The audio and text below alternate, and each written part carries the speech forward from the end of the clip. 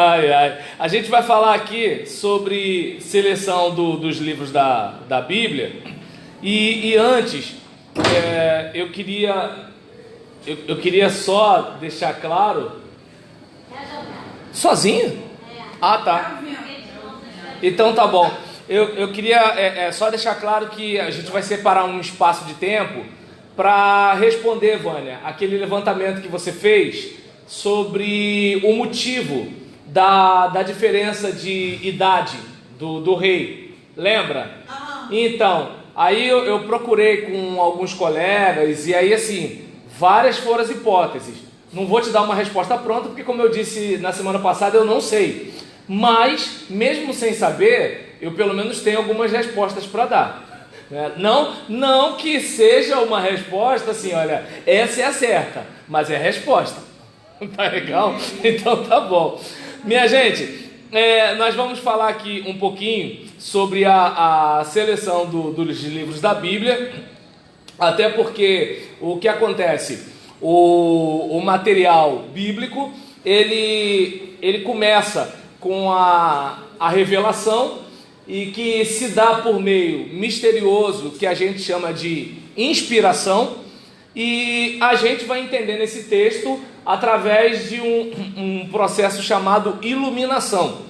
E nessa iluminação que a gente vai tendo para a leitura, vai se identificando, olha, isso aqui é palavra de Deus. Até que chega um momento na história da humanidade que se consolida que livro tal e livro tal são palavra de Deus.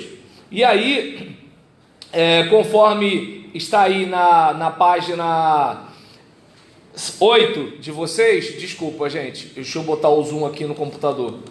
E aí, de acordo com a página 8 de vocês, nosso Criador elaborou um manual de instruções para que vivamos a vida que Ele estabeleceu para que vivêssemos. Ele se revelou a mais de 40 homens comuns para que escrevessem 66 livros soprados por Deus, que hoje chamamos de Bíblia. Deus fez isso 39 vezes numa antiga aliança e 27 vezes numa nova. E assim surgiu uma coleção de livros que tem transformado a vida de tantas pessoas na face da terra. As escrituras sagradas passaram por um processo, desde a oralidade à escrita, desde o texto manuscrito ao impresso, em que foi recebendo aceitação definitiva. Primeiro a revelação, comunicação divina, por meio da inspiração. Depois veio o Heron pediu para avisar que está chegando, tá bom? Então vamos lá. Aí nesse caso, em relação, está avisado, Heron. Então, em relação a isso, a gente verifica que depois dessa revelação veio o reconhecimento desta inspiração, de modo que os textos passassem a ser compilados para, além disso, serem aceitos definitivamente como sagrados. Com o passar do tempo, os livros sagrados foram reunidos num só volume, a Bíblia, que é o que a gente tem. Numa linguagem latina, Bíblia é plural, porque dá a ideia de livros. E aí, nesse caso, a gente, por exemplo, Bíblia para a gente é singular, mas a Bíblia significa uma coleção de livros, E aí, nesse caso aqui, foi preciso definir quais os livros que seriam partes do conjunto de textos sagrados reunidos num só volume. Esta etapa de seleção foi chamada de canonização. A palavra cânon, do grego cânon, significa régua ou vara de medir, transmitindo a ideia de padrão, de norma, de unidade de medida, de regra de conduta, tanto nos dias do Antigo quanto nos dias do Novo Testamento. Concílios, conselhos e discussões fizeram parte do processo. Assim como na inspiração, Deus agiu entre as ações e reações dos homens, também na canonização. Então a gente percebe que Deus agiu na hora de trabalhar no interior do ser humano para a composição do texto. Deus agiu no interior do ser humano para ser iluminado quanto à leitura desse texto.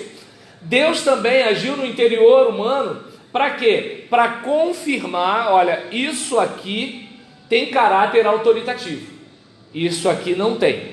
E assim nós recebemos. 3 fatores contribuíram efetivamente para o processo de canonização do Velho Testamento. Primeiramente, a inspiração divina. O reconhecimento por parte do povo de Deus também fez diferença.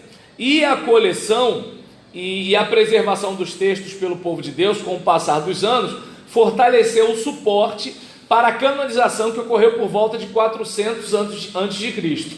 Então, o que acontece aqui? Deus, ele inspira. Ponto. As pessoas reconhecem. Legal. Depois é feita a coleção. E com o passar dos anos, a preservação. Então, só o fato desse material ser preservado e continuar tocando as vidas das pessoas já é uma demonstração da força desse texto na vida do povo. E aí chega um momento, que aí já é um modo mais, digamos assim, acadêmico, em que nós vamos pegar alguns detalhes e algumas informações que vão corroborar aquela compreensão de que, olha, isso aqui é palavra de Deus, não tem como isso ser uma produção meramente humana. E aí isso acontece.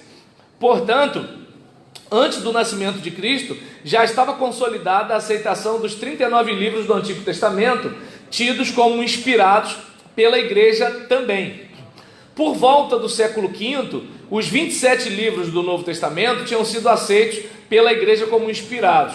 O Novo Testamento foi canonizado considerando os vínculos dos autores com Cristo ou com os discípulos originais, e considerando a autoria apostólica ou de alguém debaixo de autoridade apostólica, como a gente verifica o caso de Lucas. E aí, vale ressaltar que o Novo Testamento era citado pelos pais da igreja por volta da segunda metade do segundo século. Então, assim como aconteceu com o Antigo Testamento, no primeiro, segundo, terceiro, quarto século, os cristãos eles já estavam consolidando a ideia. Então, assim, quando a gente fala século V, a gente está falando de assim, ó, fechou o caixão. Porque no segundo século e no terceiro século já havia uma ideia assim, olha, peraí, isso aqui é, isso aqui é, isso aqui é, isso aqui é. Não vamos esquecer que os próprios escritos do apóstolo Paulo, eles tinham um caráter autoritativo para a igreja. Vocês podem reparar isso quando vocês leem as epístolas. Paulo não escreve como assim, olha, eu acho, não. Ele escreve de modo assim, alguns batistas vão ver democracia nisso, né? Mas assim, ele escreve de um jeito muito democrático. Olha, faz o seguinte, tá vendo esse camarada aí que pegou a mulher do pai dele? Ó, entrega esse cara para Satanás, entrega o corpo dele para Satanás. Uma coisa mais ou menos assim, né? Então, não permito que a mulher fale na igreja, tá ok? E aí é um negócio assim muito, né, muito democrático da parte de Paulo. E aí a gente observa que assim, ele não fala igual os nossos líderes falam hoje. Ele fala com um peso diferente. É só você ler o texto que você verifica. A gente, por exemplo, como líder da igreja, a gente faz o quê? A gente pega o texto, a gente comenta o texto, a gente explica o texto, e hoje é um pouco mais difícil, né? Porque antigamente só tinha a enciclopédia Barça, a enciclopédia britânica, os negócios assim, mas agora tem o tal do Google, né? Aí o cara escuta a interpretação do pastor, mas ele vai lá na Wikipédia, ele vai no YouTube, ele vai no não sei onde, ele vai em tudo quanto é coisa. E aí ele pega de repente até o currículo do professor, do pastor dele, para refutar o que o pastor dele está dizendo, né? Antigamente era um pouco mais complicado, porque quem tinha mais livro era o pastor da igreja, aquela biblioteca vasta, até porque que crente que vai ficar comprando livro sobre questão bíblica, não é mesmo? Então, aí nesse caso, hoje em dia é um pouco mais complicado isso. E aí o que acontece? Eu entendo que hoje a gente é obrigado a se esforçar para se fundamentar um pouco mais, até porque a gente vive numa época em que se confunde autoridade com autoritarismo. né? A gente vê que assim, é difícil às vezes os filhos obedecerem os pais, quanto mais ovelha obedecer pastor nos dias de hoje. E aí, em relação a uma situação dessa, tem todo aquele jeito de assim, olha, abre sua Bíblia aí, veja versículo tal, e vai bater papo. Paulo não, eu não quero isso, é desse jeito. Eu estou longe, mas meu espírito está com vocês. Então é um negócio meio que assim, parece assim, aquele pai da década de 40, um negócio mais ou menos assim, aquela época, né, de professor com palmatória. Então uma coisa nesse nível. E aí a gente olha para isso e verifica que assim, o próprio Paulo se vê de uma forma diferente dos líderes cristãos que se veem hoje. Por quê? Por causa daquela ideia de assim, olha, eu recebi do Senhor. No nosso caso, a gente recebeu do Senhor através do texto. Só que aí tem, por exemplo, os originais, e além dos originais, peraí, qual é a linha? Né? Então, por exemplo, o Antigo Testamento grego ou massorético, e aí você vai verificar, por exemplo, quando você está lendo aquele material ali, de qual fonte, qual manuscrito. Então tem uma série de situações que a gente fica, né, com a pulga atrás da orelha, e olha, presume-se, percebe-se, provavelmente, é uma coisa mais ou menos assim. Paulo não, recebi do Senhor, acabou. Você recebeu do Senhor? Não. Então eu recebi, senta aí e eu vou te contar como é que a coisa é. Então é mais ou menos desse jeito. E aí, por exemplo, o Novo Testamento, ele é visto desde lá da metade do segundo século. Alguns textos já são assim, olha, isso aqui é pronto. Na época do apóstolo, textos dele já eram bastante respeitados.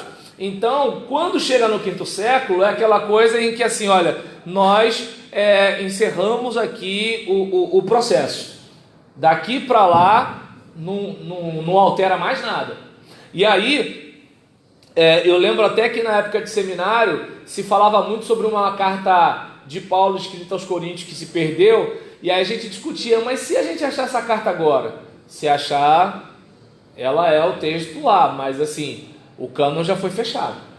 Então, aí talvez alguém diga, poxa, mas e aí? Eu entendo que assim, como a própria palavra cânon dá a ideia de padrão, nós estamos usando o modo humano para ter segurança em relação à revelação divina.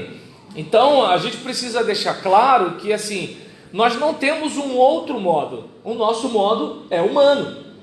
Então não é aquela coisa assim, olha, eu sonhei de madrugada, apareceu um anjo para mim. Não, nós usamos do raciocínio, discussão, debate, consideramos os nossos antepassados, consideramos a história da teologia até então. Então várias coisas foram acontecendo, de modo que assim, olha, a gente chegou a esse posicionamento aqui. Daí, conforme a gente fala, né, a questão de a revelação é divina, mas a linguagem é humana. E linguagem aqui, a gente não está falando só de A, B, C, D. A gente está falando aqui do modo humano de expressar de representar uma ideia, um pensamento e uma mensagem, mais ou menos assim.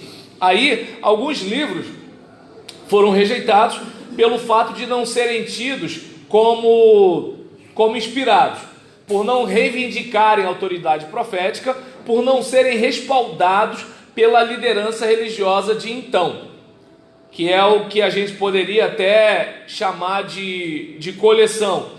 Então a gente vai, por exemplo, reparar que, como é que eu posso dizer, tem livro que ele mesmo não reivindica algo do tipo, olha, o Senhor disse, palavra do Senhor.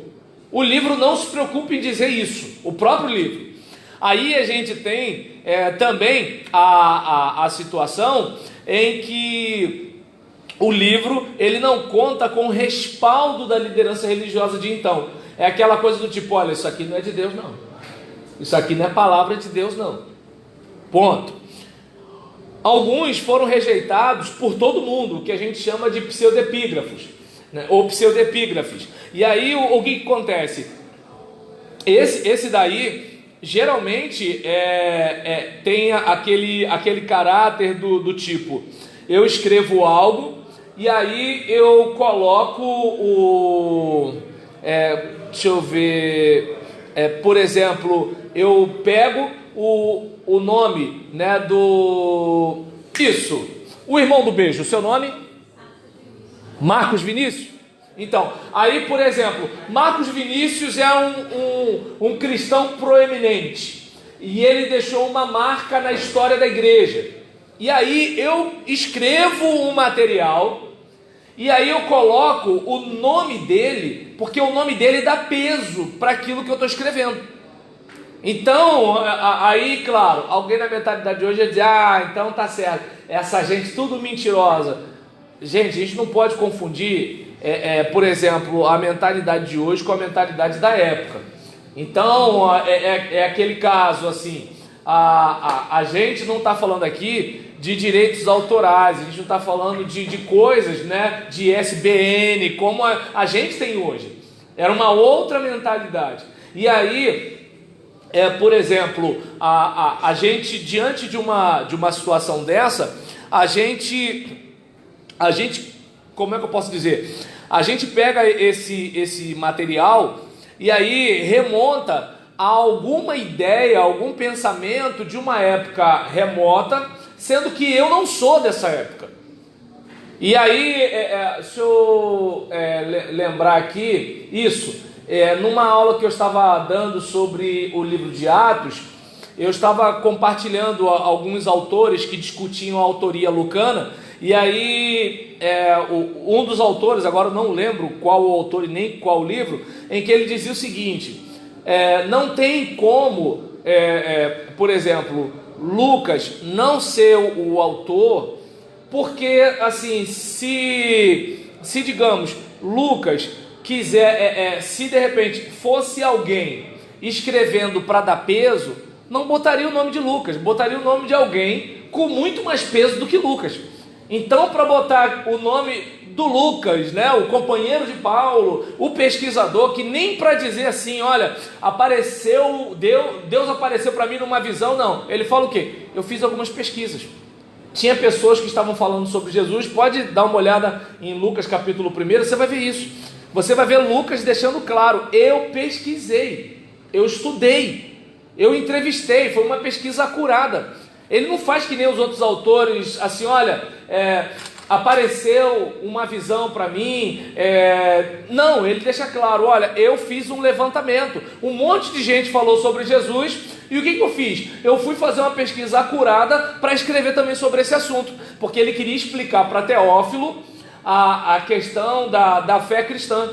Primeiro, o aspecto do Jesus, filho do homem, da resistência ou autoexclusão dos próprios judeus em relação à mensagem do Evangelho, e o quanto a mensagem cristã era inofensiva para o governo. Não era uma mensagem, como é que eu posso dizer, de esquerda nem de direita. Era uma mensagem que falava de transformação de vidas, e não necessariamente algum tipo de levante contra o governo de então.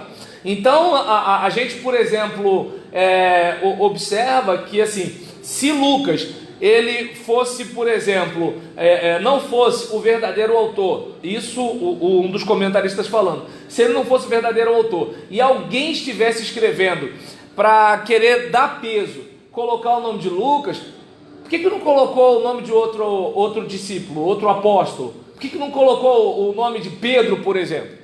Pegou o nome de um camarada que estava assim acompanhando, em vez de ser um cara que estava encabeçando o negócio. Então, é uma coisa mais ou menos assim. Então, o pseudepígrafe, ele é um tipo de material que ele remonta, você vai ver, por exemplo, textos que remontam a autoria de Tomé, a autoria de Enoque, e assim por diante. Para quê? Para dar aquela ideia de, olha só, isso aqui não é um escrito qualquer. E aí, eu não posso afirmar, porque assim, eu estava brincando até quando eu fui fazer esse levantamento, né, da pergunta que a Vânia fez na semana passada, e aí um dos meus professores estava num grupo, e aí eu falei para ele: vocês sabem que é o seguinte, eu sou pastor, eu sou professor por acidente, né? Eu, por exemplo, me preparei para quê? Para discutir se a gente bate palma ou não bate palma, né? Briga, né, de geração. Então, minha vida é ser pastor de igreja. Eu me tornei professor por acidente, embora eu estou gostando disso. Mas aí ele até falou: mas teólogo você já é, né? Eu falei: sim, mas eu sou teólogo no nível soft, não sou no nível hard, é outra situação. E aí, nesse caso, por exemplo, no nível hard, alguém poderia explicar com muita categoria a questão desses livros pseudepígrafos, que obviamente eu acho que ia dar sono em vocês, mas ainda assim alguém ia poder fazer um negócio desse. Mas o que eu posso dizer aqui é o fato de que, assim, foram livros que não foram aceitos para canonização. Entretanto, foram citados. Como você vai perceber, o livro de Judas vai citar Enoque.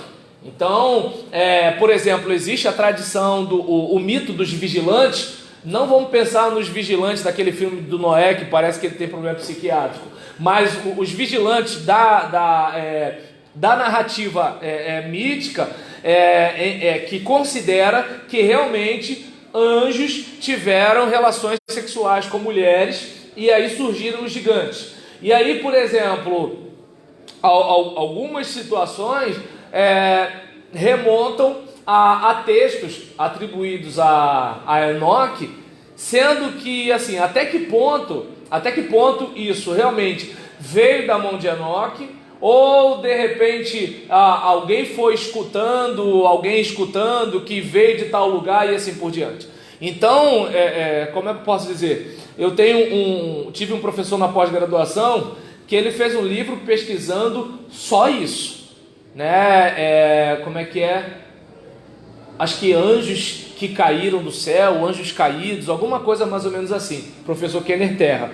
E aí, em relação à situação, tem os pseudepígrafos. Outros foram rejeitados por alguns, antilegômena.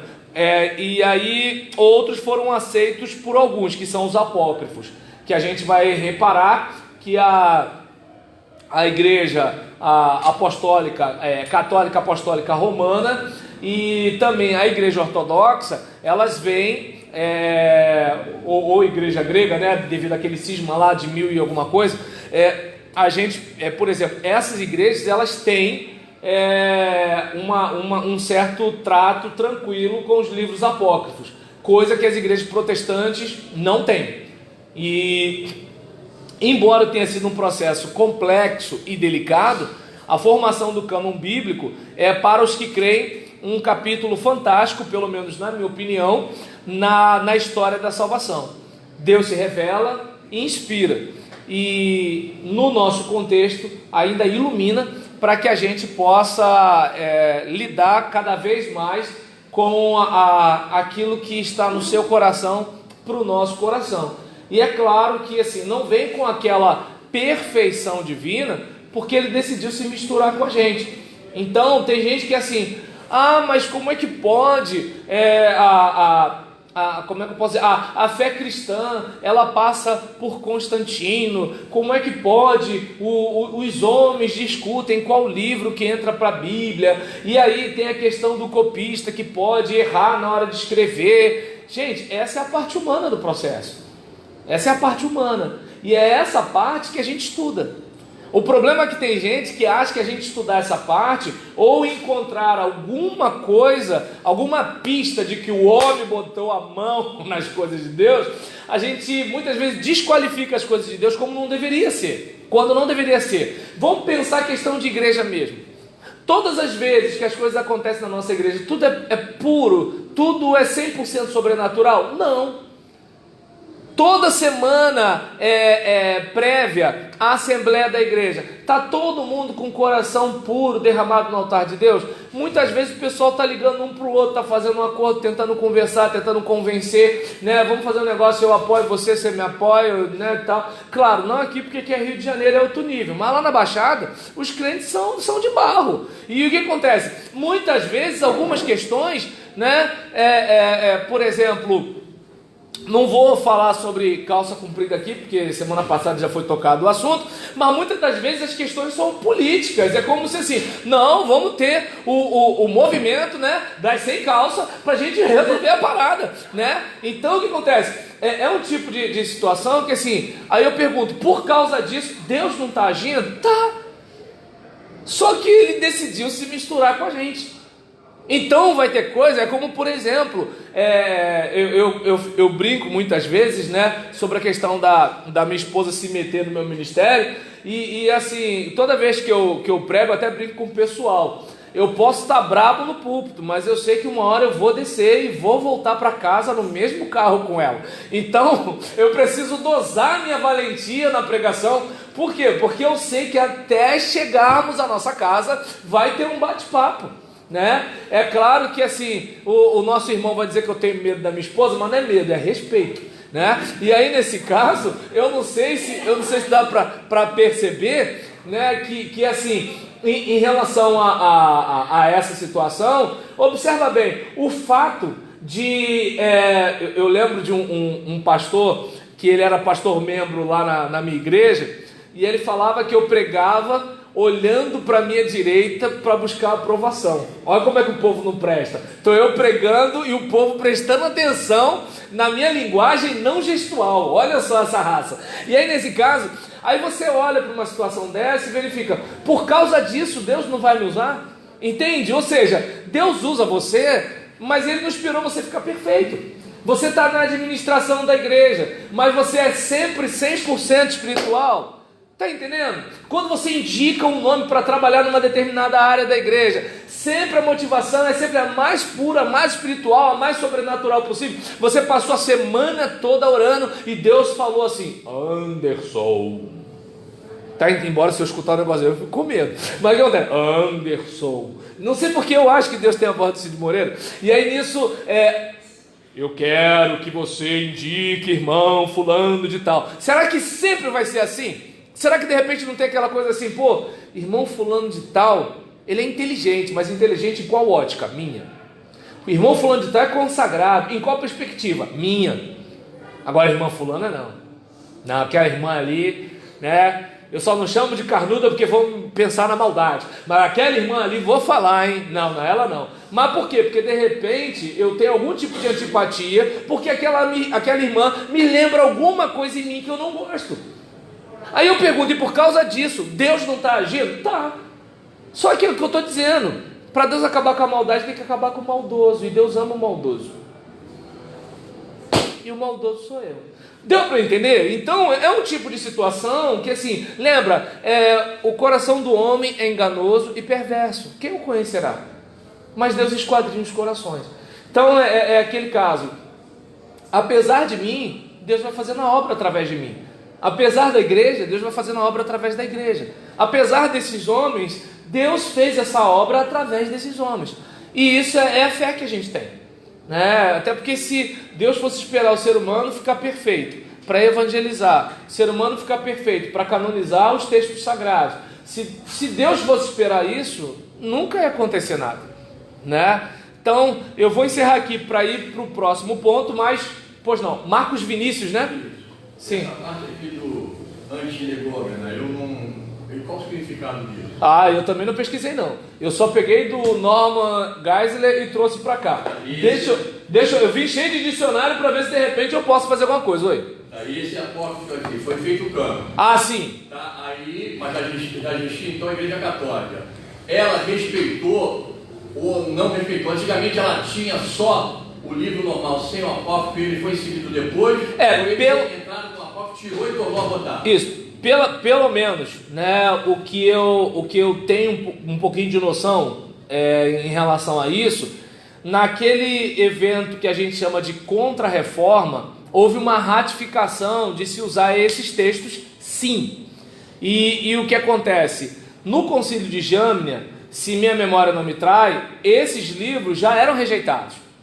Então, o que acontece é que esses livros, de acordo com alguns apologistas, eu não posso afirmar, mas alguns apologistas dizem que existem situações nesses livros que corroboram algumas questões doutrinárias do romanismo. Então, de certa forma, esses livros são importantes continuarem lá. Então, isso, claro que eu, por exemplo, posso anotar a questão do antilegômena, né? E em relação aos apócrifos, a gente pode mastigar um pouquinho mais para eu fazer igual eu fiz com a Vânia, entendeu? Trazer com mais propriedade. Tá legal? E aí, assim, eu vou só fechar aqui e, enquanto isso, a gente toma um café. Opa! Oh, não, tomar um café não é. Bebe uma água e vai ao banheiro, vai, fala. Isso aí foi muito direto, café. Foi? Isso aí foi uma interpretação. Ó, mas vai. E o irmão tinha feito um café ainda há pouco lá. Isso é uma revelação, entendeu? Ele sempre faz, é café fresquinho. Ah, eu já não sabia. Ó, pastor, Agora Deus vai inspirar para você. fala aí que os livros foram apanhados para o Novo Testamento. Ele foi canonizado considerando vínculos autores com Cristo, Isso. considerando a autoria apostólica, né? E aí eu pergunto, e o Hebreus, foi considerando o quê? Isso. No caso de Hebreus, a gente pode observar que, assim, ele tem uma linguagem, alguns até dizem que Hebreus lembra um sermão, que ele vai confirmando a supremacia de Cristo. Claro que, assim, a gente não sabe precisar quem é o autor. A gente não sabe precisar quem é o autor. E em relação à discussão da canonização do livro de Hebreus, como eu falei para o Marcos, eu também posso fazer esse levantamento. Mas, assim, o que acontece é que a mensagem de Hebreus, ela exalta Cristo e ela faz com que os cristãos, eles não, pelo que a gente observa ali, não deve ter sido depois do ano 70, porque não menciona a queda de Jerusalém, o que eu entendo que seria uma coisa digna de nota, pelo menos é o que eu observo. E aí, então parece que é um texto próximo da igreja nascente, parece que é próximo da igreja nascente, mas num período em que, assim, já há uma distinção entre judaísmo e cristianismo, porque Roma respeitava todas as religiões. Entretanto, o problema com os cristãos é porque os cristãos, eles eram bem exclusivistas. E aí, devido a esse exclusivismo, então tinha aquela questão de não prestar culto a César, tinha aquela questão de bater de frente com o culto judaico, já que para eles Jesus era o Messias. Então havia algumas situações em que os cristãos, eles estavam tendo problemas com os romanos e estavam tendo problemas com os judeus. E aí, dada essa situação, alguns estavam querendo voltar. E o texto de Hebreus, se você der uma observada, você vai verificar que Hebreus, ele está cutucando o pessoal, dizendo o seguinte: olha, que fé é essa que vocês têm? Como é que vocês vão abrir mão dessa salvação? Vem o pacote todo. O pacote é crer em Jesus, é confiar em Jesus e ir com Ele até o final. E não assim, eu acredito aqui um pouquinho, acredito um pouquinho ali, acredito um pouquinho lá. E eu entendo que essa mensagem acaba entrando em consonância com a doutrina dos apóstolos. E por isso é absorvido. Mas, assim, isso eu estou falando baseado, assim, no enrolation, lembrando de algumas coisas que eu já li e já pesquisei. E não aquela coisa fresquinha, assim, olha, estou indo para lá para responder a Vânia. É como a questão do Marcos Vinícius, assim, memória não é meu forte, então eu vou precisar, pelo menos assim, procurar, eu sei que eu posso procurar. Rapaz, aí a dupla Jojá ou Jajô, né? Então, Jojá, então tá. Aí, então, assim, pelo menos eu acredito que a mensagem de Hebreus, está alinhada com a doutrina dos apóstolos. E passa-se a ideia de que é um discípulo e que, por exemplo, naquele contexto, de repente, aquelas pessoas até tinham uma certa tranquilidade em relação à autoria. Porque se você observar, você vai verificar que assim, muitas coisas acontecem, não necessariamente com aquela identificação assim, ó, eu sou fulano de tal escrevendo, mas há um respaldo, por exemplo, da patrística, os pais da igreja, fulano de tal escreveu, Beltrano escreveu, porque lá o pessoal mais perto, os leitores originais, tinham uma clareza em relação a isso, e aquilo foi se consolidando até chegar mais tarde. Nós já temos uma certa dificuldade, porque a gente às vezes vai ter tal nome do fulano, mas aí o biblista vai mastigar um pouco, né, o teólogo nível hard, né, ele vai pesquisar mais um pouco, e ele, olha, tá o nome do fulano, mas não está batendo. É como, digamos,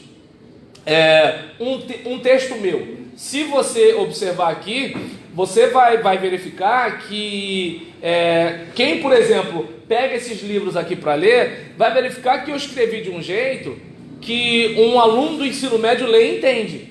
Esse é o meu jeito de falar, o meu jeito de escrever. Então, dificilmente, daqui a 100 anos ou 200 anos, se um especialista em Roberlan, né? Se daqui a 200 anos um especialista em Roberlan for me estudar e ele encontrar no texto doravante, já vai ligar um sinal de alerta como assim, ou é ironia ou não é ele, porque ele não falaria doravante. Deu para entender? Então, assim, são essas situações que acontecem com esses pesquisadores. É claro que a gente na igreja fala assim, esses teólogos aí, eles ficam dizendo para a gente tem que confiar neles. Não precisa, a gente pode estudar o que eles estudaram, né? Não precisa confiar neles, é só estudar o que eles estudaram. Mas assim, eles pegam essas pistas, como por exemplo, nós pegaríamos num texto como, é verdade esse bilhete, né? Você olha e fala assim, não, minha mãe não escreveria isso aqui. Não, isso aqui não é como, por exemplo, um meme na internet. Essa foto aqui não está batendo. É como se de repente a gente visse uma foto de Machado de Assis dizendo para a gente não acreditar em fake news de internet. A gente percebe que é um anacronismo aí. Como é que tem Machado de Assis falando de fake news em internet? Mas agora, por exemplo, você olhando a foto, vendo Machado de Assis, se você não fizer essa distinção, peraí, ele é de época tal não tem isso aqui. Então é mais ou menos isso que os autores fazem. Por isso que eles buscavam muito em Agostinho, Joséfo. Exatamente. Isso. Eusébio. São esses aí que eram os apologistas, os defensores da palavra de Deus, da fé. Então, todo o concílio, etc., tinha que ter pesquisado esses homens. E esses aí Exatamente. E não apenas a questão do historiador cristão ou do historiador judeu, como o caso de Flávio Joséfo, mas também o historiador geral, né? Então é como, por exemplo, vou falar disso aqui, mas o que Heródoto fala, o que Tácito fala, tá entendendo? O que Suetônio fala, o que fulano de tal fala, o que não sei quem fala, e aí você vai vendo tudo isso daí. É como, por exemplo, hoje se eu for falar sobre um transtorno de humor à luz das escrituras, eu vou falar de repente uma situação, né, como Elias que está lá prostrado e tudo e tal, mas eu não posso falar apenas de pensamento, eu tenho que falar de organismo. Para falar de organismo eu tenho que ir para quê? Para o pensamento científico da minha época. E aí, pelo pensamento científico da minha época, o meu leitor daqui a 200 anos, ele vai saber mais ou menos que época eu estou por causa da descoberta. Porque daqui a 50 anos, daqui a 100 anos, não vai ser mais a leitura que se tem hoje. Como a leitura que se tem hoje não é igual a de 100 anos atrás. Então, assim, esse tipo de coisa que acontece na pesquisa bíblica também, que é uma questão investigativa, mas com toda essa volta eu preciso mastigar e trazer um negócio mais sólido. Tá bom? Ô, Heron. Esses nomes aí que Vossa Excelência falou, José, quais são os outros? Inácio, Policarpo.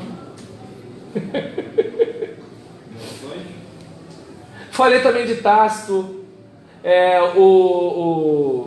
falando de Joséfo, Eusébio de Cesareia. Embora o Agostinho está mais para teólogo do que historiador, né?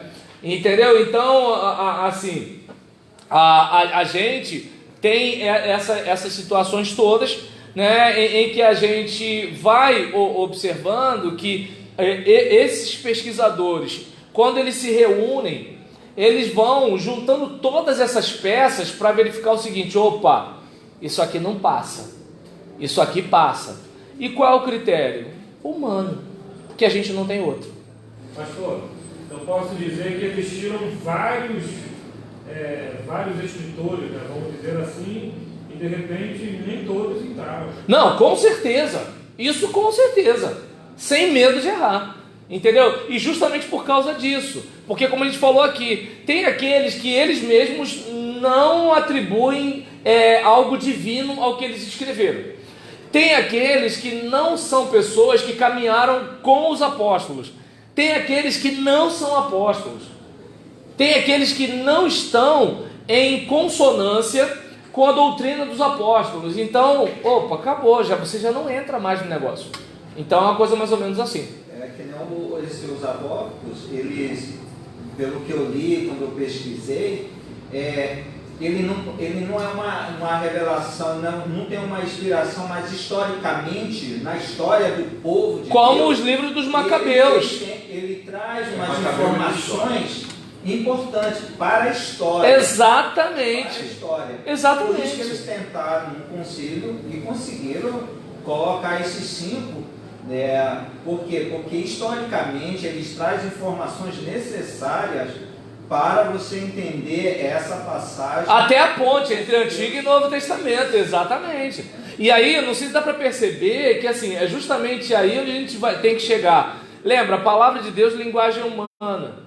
O critério que a gente tem, gente, não é divino, é humano.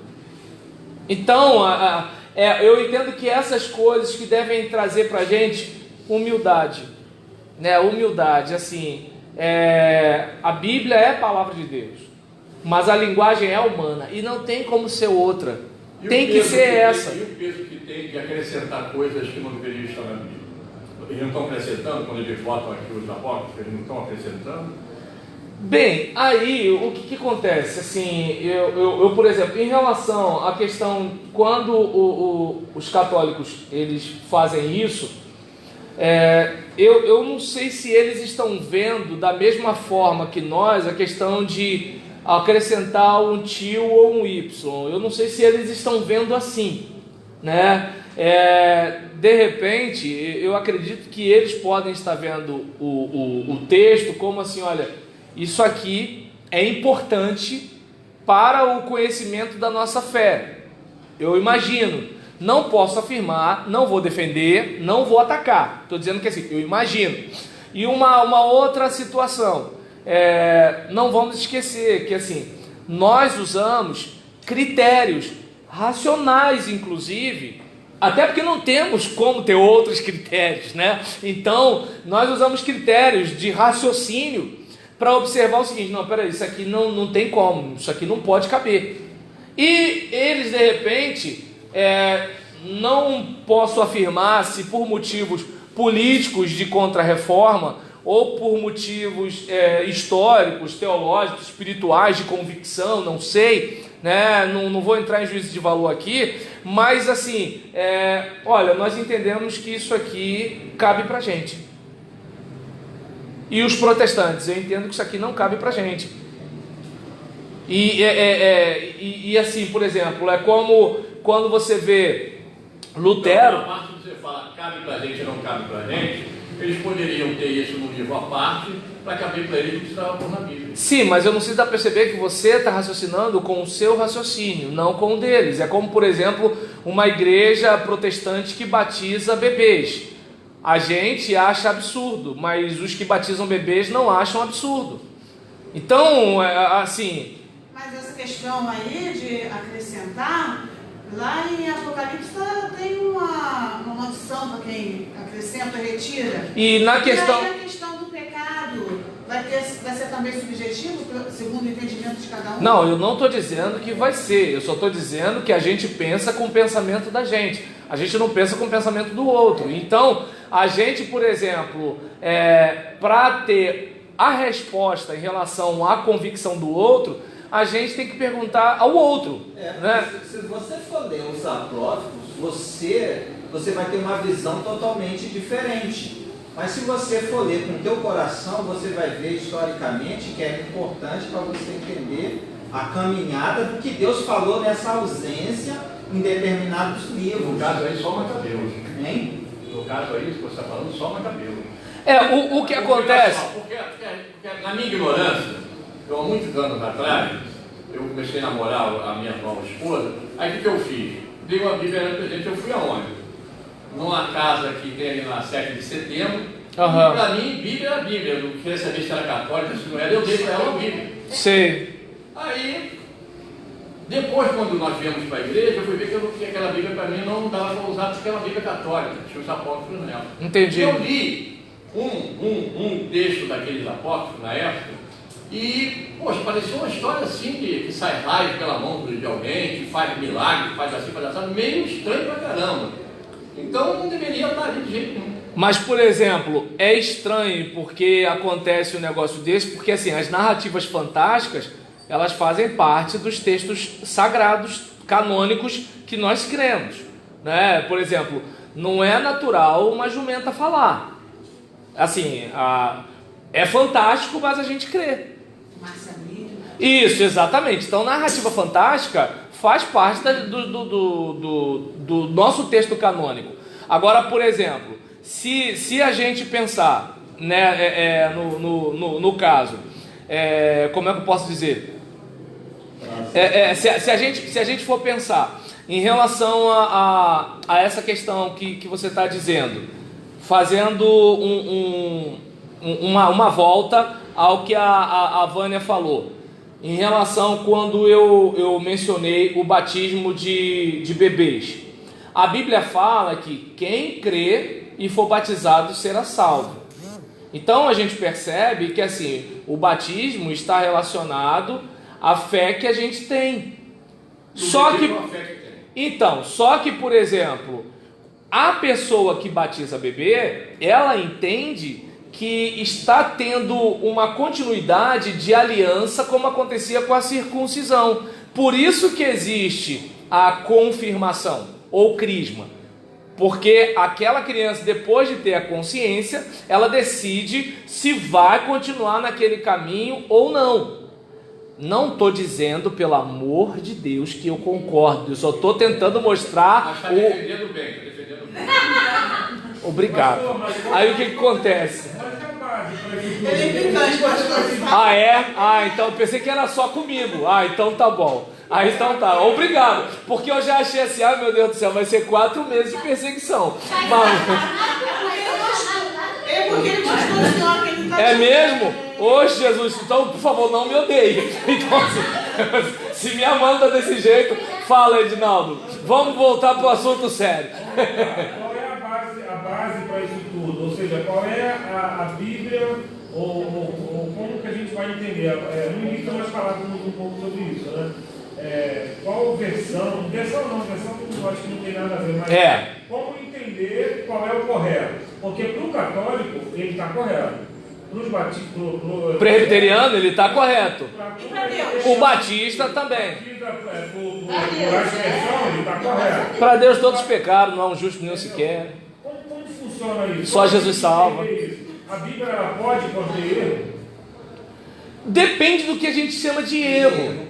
Porque, por exemplo, o texto que a Vânia perguntou, por que estava daquele jeito? Como é que o cara tem 22 anos, depois tem 42 anos?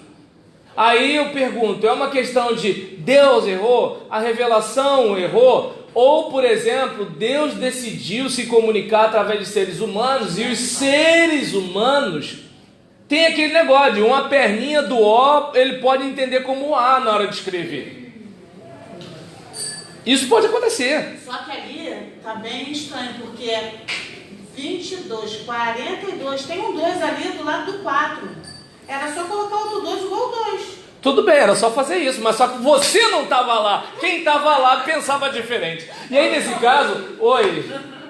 Você é culpado, viu, mano? Então a Bíblia ela pode conter erros. Olha, você me deixa numa situação difícil quando você fala um negócio desse. Eu sou um pastor baptista com carteirinha. Então o que acontece?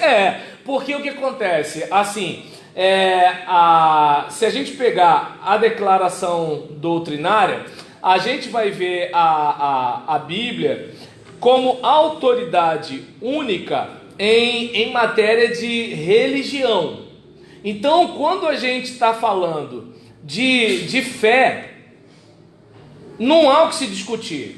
A Bíblia é a palavra de Deus, pronto, acabou.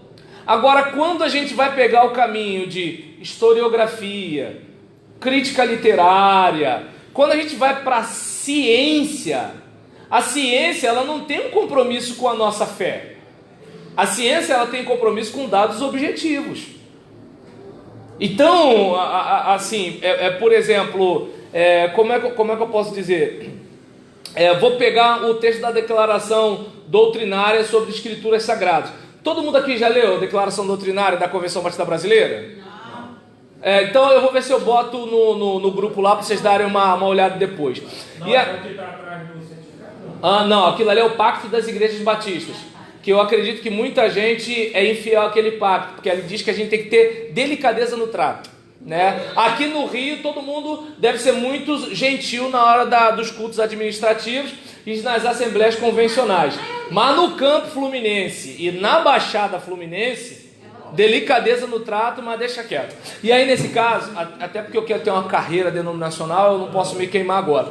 Então, em relação, deixa para me queimar depois. E quanto a esse caso, fazer que nem o Alexandre Garcia, depois que eu tiver 80 anos, aí eu começo a fazer graça.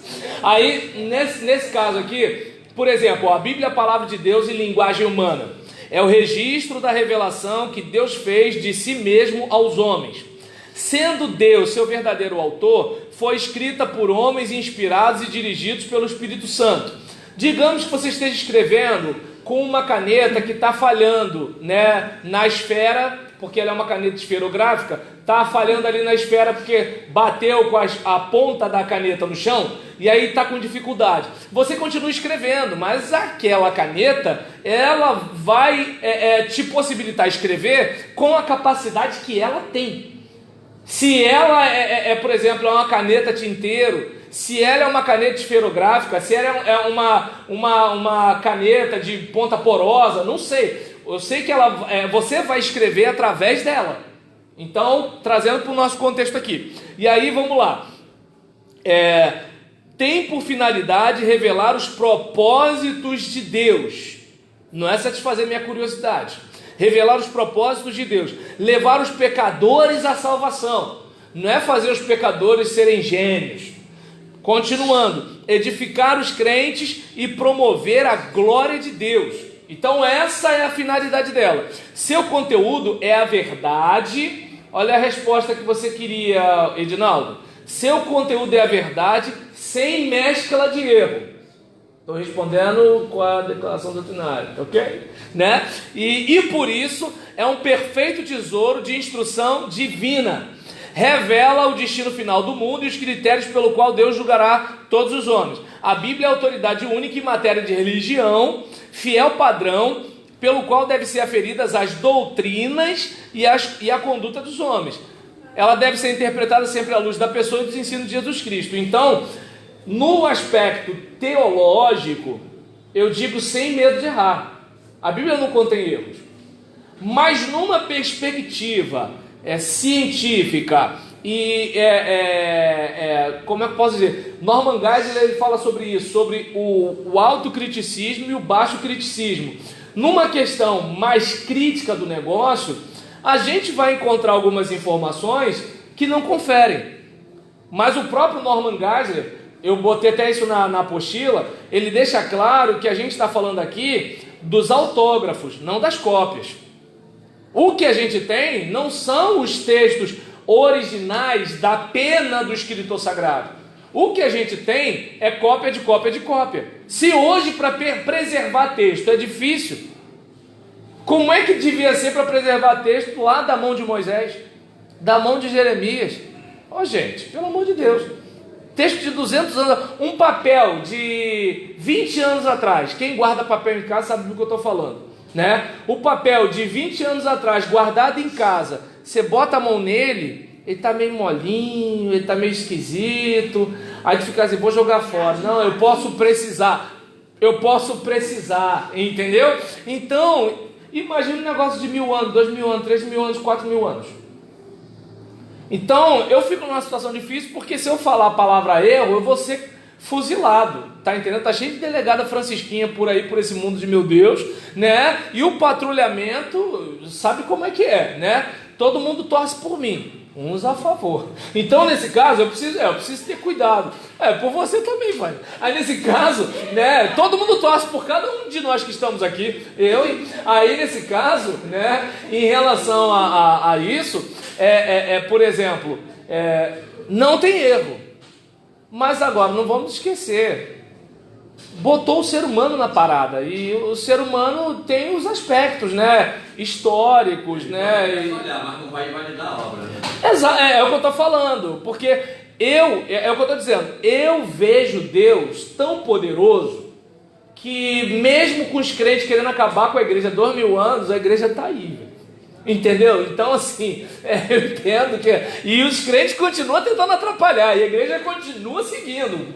Então, eu vejo Deus agindo apesar de o ser humano, entendeu? Oi. Boa resposta do Marcos, que eu achei interessante a frase que ele usou agora, né? E o cumprimento que você fez agora no final. Obrigado. O ser humano está tentando acabar com tudo, mas Deus está lá. Exatamente. E a gente vai chegar lá, não por causa da gente. Pois não, eu. Você está com medo de perder a carteira, não? Porque vai ter direito à contraditória para defesa, aí eu sei que... Obrigado. Olha, tá vendo? Opa! Nem todo mundo joga contra. Tá vendo? Foi o Constantino que disse, esse entra, esse não entra. Foi ou não foi o Constantino que disse isso? Não, olha só, o que acontece é o seguinte, por exemplo, eu ainda entendo que seria melhor a gente tomar um café e eu voltar, mas por exemplo, porque eu tô sem munição, tô só com a cabeça, é complicado, mas assim, o que a gente pelo menos vai reparar, que assim, Constantino, ele influencia a igreja na questão doutrinária, pelo fato de que, assim, como político, o que ele precisava era de harmonia na sociedade. Não, a questão é que ele é um governante, e assim, a questão não é de, por exemplo, ele ser um bispo, a questão dele ser um governante. E aí, o que acontece? Ele vai, existe trindade ou não existe? Existe isso ou não existe? Não sei o que lá, e tal. Então, o que vamos fazer? Olha, vamos tentar chegar num consenso aqui, vamos tentar chegar num acordo. Então, essa é a questão, é o aspecto político da coisa. Enquanto os debatedores não estão nessa questão política, é uma questão de convicção. Por exemplo, quando o Ário ele deixa claro de que assim, Jesus não é Deus, entendeu? Jesus está no nível mais embaixo. Para ele é convicção. Entende? Quando digamos, há uma discussão, né, sobre a questão da trindade, da divindade de Jesus, essas coisas assim, a preocupação de cada defensor é uma preocupação assim, olha, eu acredito nesse negócio e eu vou brigar por isso.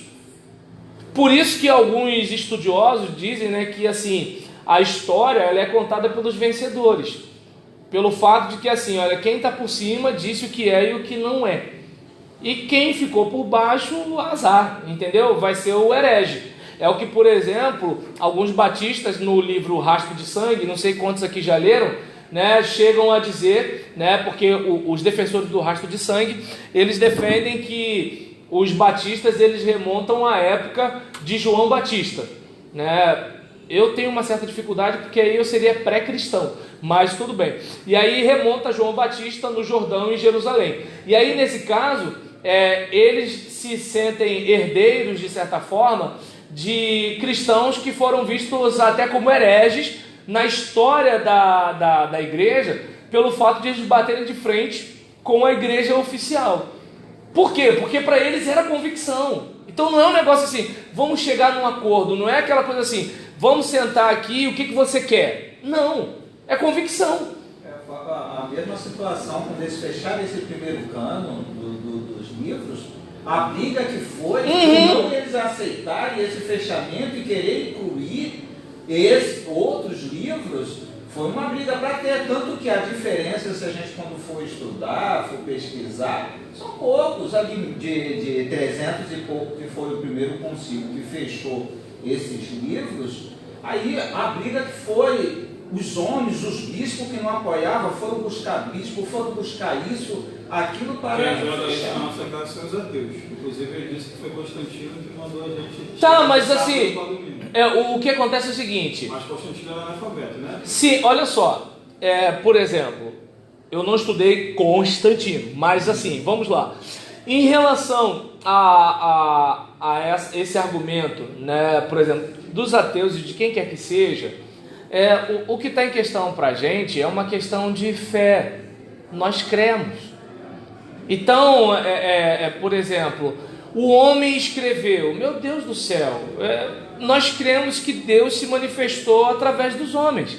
Entende? E é assim, e os homens, eles são seres sociais, os homens são seres políticos, não é uma coisa mágica, como na igreja as coisas não acontecem na mágica, acontece na reunião dos obreiros, está entendendo? Tem as indicações, tem as discussões, então como por exemplo, vou pegar a minha própria situação. Há 10 anos atrás, minha igreja vota para eu ser o pastor dela. Em fevereiro, minha igreja vota para eu deixar de ser o pastor dela. Por que na hora de eu entrar, eu entendi que Deus dirigiu o trabalho e na hora de sair, Deus não dirigiu? Deu para entender? Se os homens têm algum tipo de intenção, isso é problema dos homens e Deus vai acertar a conta com cada um. Mas eu entendo que apesar dos homens, Deus está conduzindo a história da igreja, tanto do meu ministério quanto do ministério da minha igreja. Eu por exemplo, eu tenho dificuldade de entender como algumas pessoas, que assim, para ser Deus tem que ser um negócio mágico, entende? Porque, por exemplo, o verbo se fez carne e habitou entre nós, e cheio de graça e verdade nós vimos a sua glória. Nós vimos a glória de Deus como? Num cara que suava, que urinava, que defecava, que salivava, que bebia água, que comia, que bebia vinho, entendeu? Ia numa festa, gostava do casamento. Aí, tá dando para entender? Olha aí, ó. Entendeu como é que é o negócio? E era criticado pelos religiosos do seu tempo. Então esse tipo de situação que assim, se tem gente que vai ter dificuldade de crer num Deus que se mistura tanto com a gente, de modo que a história dele se confunde com a nossa, não posso fazer nada. Entendeu? Agora, o próprio homem, ele quer fazer as coisas dele. É como o rei decidiu, não vou formar uma igreja porque eu quero casar com essa mulher e fazer isso. Então ele funda uma igreja para dar permissão para ele chama o bispo, não, você vai e vai me fazer esse casamento totalmente contrário à palavra de Deus, e a igreja está hoje até aí. E aí é onde eu quero chegar, por exemplo, aí você vai chegar, né? Eu acho que isso tem que ajudar a gente a ser humilde na hora de tacar pedra no católico, de saber que a história do protestantismo não é muito bonita também, né? Então, como, por exemplo, os batistas que chegam aqui no Brasil são escravocratas derrotados na guerra da secessão dos Estados Unidos. E detalhe, nós somos totalmente contra a escravidão. É um homem oprimindo outro homem. Eles romperam, os batistas do sul com os batistas do norte. E por causa disso, os batistas não são usados por Deus? Entende? Os batistas aqui no Brasil, no início, eles atuaram junto com a maçonaria. Pô, é história. Se meu pai bebeu cachaça quando eu era criança, eu não tenho como mudar a história. Entende? Então, é um tipo de situação que, assim, a gente, por exemplo, tem isso na história. E eu acho que isso tem que até ajudar a gente a ser humilde. Entende? É como, por exemplo, os primeiros batistas, embora a gente fale muito de imersão, eles não foram batizados por imersão, foi água derramada na cabeça. E qual o problema disso? Ué, e daí? Entendeu? Então, é importante a gente olhar para isso, né? Com aquela ideia de que assim, Deus está agindo, só que está agindo através e apesar dos homens. Esse é o caso. É como, por exemplo, eu prego, tem decisão, chego em casa, brigo com a minha mulher. O mesmo cara que pregou e teve decisão. E aí? Entende? O mesmo cara que, por exemplo, né, Deus foi, mostrou uma palavra, ele pregou, todo mundo chorando. Ficou com inveja do colega, porque enquanto ele estava lá com 50 pessoas, o colega dele estava com a igreja cheia, com mais de 1000 pessoas, numa quarta-feira de noite. O mesmo cara que Deus usa está com inveja do colega, em vez de ficar feliz com o colega. Então, assim, eu pelo menos assim, eu sou do raciocínio que assim, se eu fosse Deus, eu não salvava a gente, eu salvava as árvores. Mas ele quis salvar a gente, ele não escuta. Também, os animais poderiam estar. Hoje está. Só uma pausa para o cafezinho.